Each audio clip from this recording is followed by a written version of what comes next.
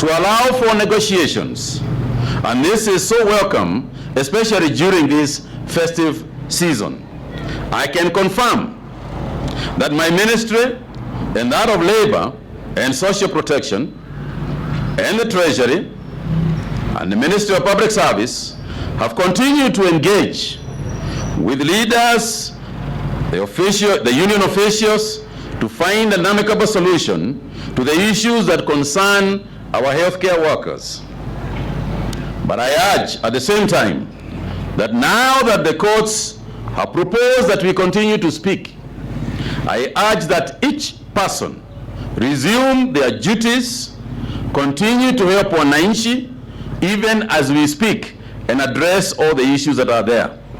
I urge my fellow people in the Ministry of Health to please respond to the many pleas that we have made, that you resume the work at your stations all over the country.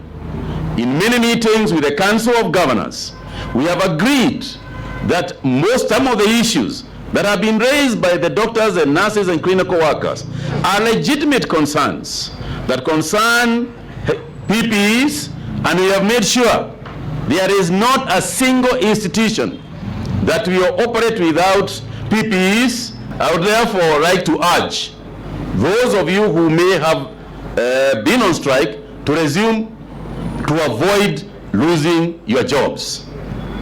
Please do not lose your job as we go towards Christmas, as we go towards the festive season. Do not be the one statistic again who will be a job seeker next year. Let's not do so. Please go back to where you are supposed to be.